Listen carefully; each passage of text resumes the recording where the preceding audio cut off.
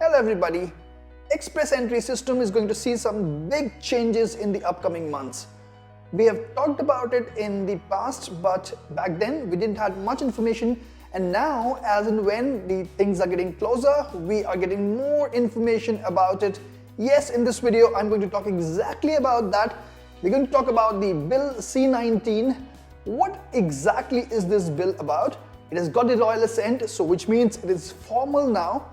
Then we will talk about the big changes that it will bring to the express entry system. More importantly, how would it affect you? Is it a bad news or a good news for you? And lastly, we'll also talk about the timings as well. When can we expect the big changes to be introduced in the express entry system? So this video is going to be very interesting. If you're interested, stay tuned.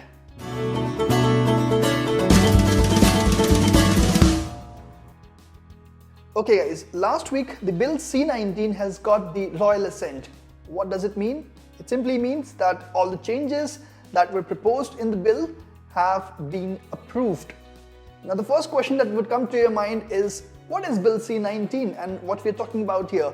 So Bill C19 was actually tabled by the Finance Minister of Canada and had many components regarding the budget of Canada, but it also had a small component about the changes in IRPA, or Immigration Refugee Protection Act. Now, because it has got the royal assent, this would mean that the Canadian Immigration Minister would now have the authority to create new categories within express entry. This was never heard before. Of course, we have heard of Federal Skilled Worker Program, CEC, FSTP, PNP programs, but we've never heard of such categories. This was not how the express entry system has been working so far, so it's a big change that is being introduced. What kind of categories we're talking about here? Maybe there can be a category on the job occupation. So maybe there can be a category for the medical field, let's say nurses, let's say PSWs, let's say doctors. There's a huge shortage of healthcare staff in Canada, so there can be a separate category for that. Maybe there can be a category for truck drivers. When NOC 2021 is applicable, truck drivers would come to tier 3 and they would become eligible for express entry. So there can be one category for the truck drivers because they are very high in demand in Canada. So basically you get the point. There can be a category based on several occupations. Then there can be a category maybe on the job offer. Of course, all the people who have got job offer have got a bigger advantage.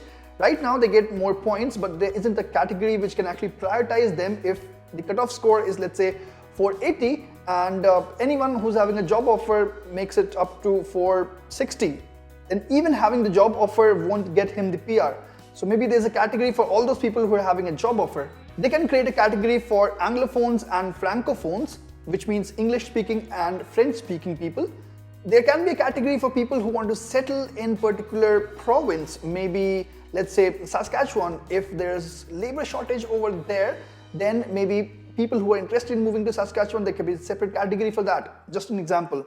There can be categories on your work experience, so maybe all people who have work experience of more than 5 years or 10 years, anything. Maybe there's a category on your education, so all those people who have any particular education, let's say AI is very much in high demand, so all people who have got some education background in AI or work experience in background, there can be a separate category for that. So you get basically my point that the immigration minister would get this authority to create separate categories. Now the bill also says that it's not just the immigration minister or maybe IRCC who can actually take the decision, but they have to do public consultation with other stakeholders like different provinces, like different industries. They have to reach out to them and they have to talk to them which jobs are in high demand, what kind of people do you need in Canada going forward. So all of that would be done. We don't know if it's already being done or it would be done in the future, but all the public consultation is required before they decide these categories within the express entry program. Okay, now we've talked about the changes, but how it would affect the express entry system, the current process. So right now, the current process is such that all the people in the express entry pool have certain scores and there's just one generic cutoff. Let's say if the cutoff is 470, for example, then anybody who is lower than 470 won't get the ITAs, and anybody above or at 470 would be getting the ITAs. But going further, it won't be the case. I've talked about it in the past, but back then we didn't knew that it won't be only the occupation specific draws, it would be these categories specific draws. So it's not just multiple occupations who are in demand, people might get invitations. It's not like that. It might be certain categories who would be getting invited. Okay, quoting the example that I gave earlier, let's say there's a category for truck drivers, and if there's a shortage in Canada for truck drivers, they foresee that labor shortage in the near future as well. They might invite people from the express entry pool who actually belong to that particular knock code of truck drivers. So even if the cutoff score was 470, anybody who was a truck driver having a score of 400 or 390 could get the ITA.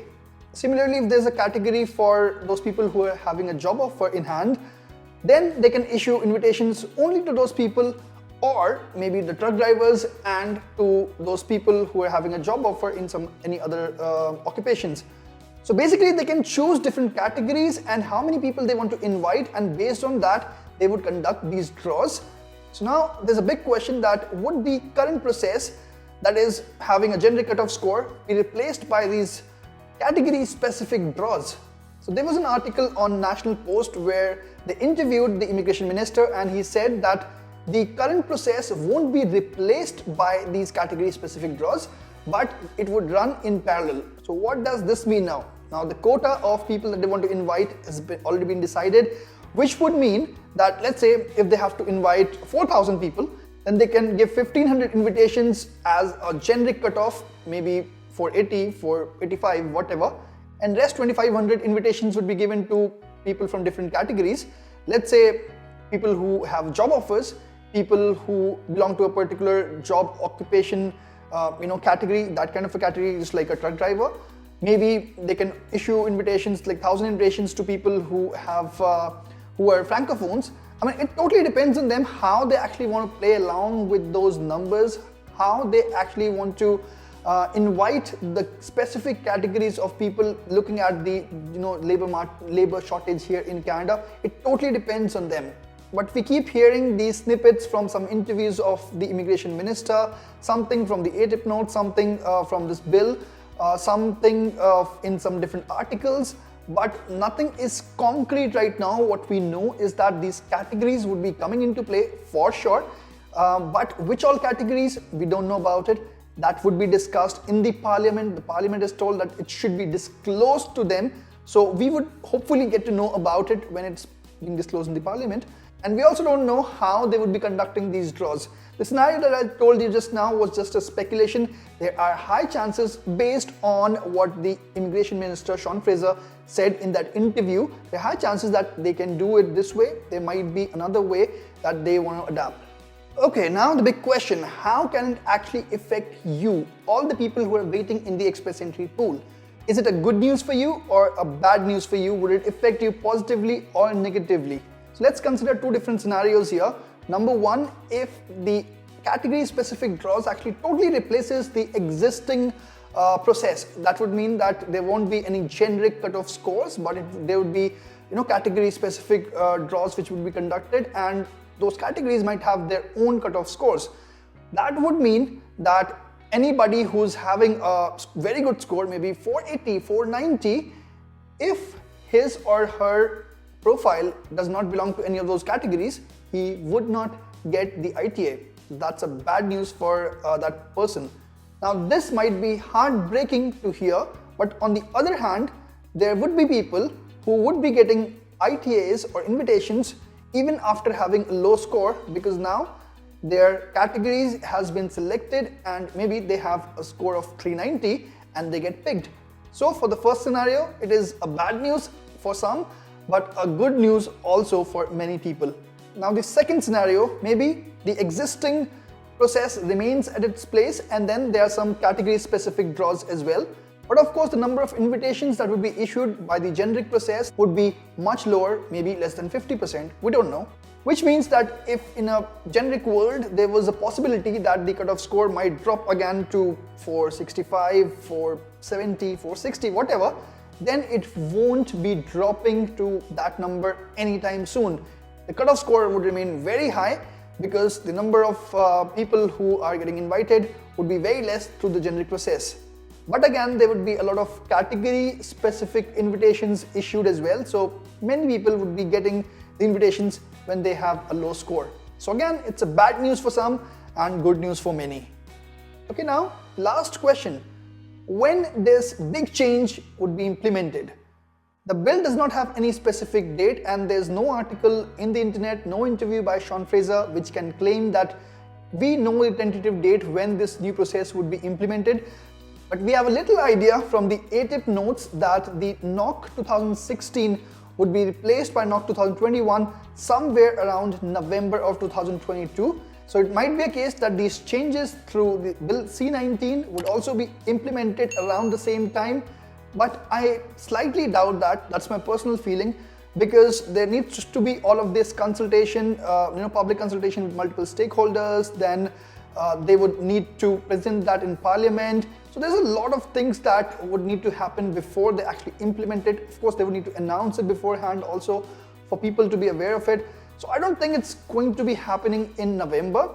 I think it might be somewhere in the start of 2023, but nobody can actually confirm that because we have seen that this bill moved on a very fast pace. It was just in talks. It was tabled in the month of April, and after multiple readings, it was provided the royal assent on June 23rd, so around 2.5 months time. So we don't know that these changes that they're trying to implement, how fast they want to do it. Maybe it can happen by November as well. We don't know the dates, but yes, we know for sure that these big changes are coming. So the conclusion of the video, Bill C19, the big changes coming would be that these category specific draws would be happening. We don't know the categories specific draws would be the only draws that would be happening, or we would be having these category specific draws along with the generic CRS cutoff draws that happen these days. And we don't know the timings right now. It may be somewhere in November or maybe in early 2023. But as and when we get confirmations and more information about it, I'll try to make another detailed video about it. So if you haven't subscribed to the channel yet, do not forget to click the subscribe button. Thanks a lot for watching. If you have any comments, any feedback, please put it down in the comment section below. And yes, reminder, subscribe. Thanks again.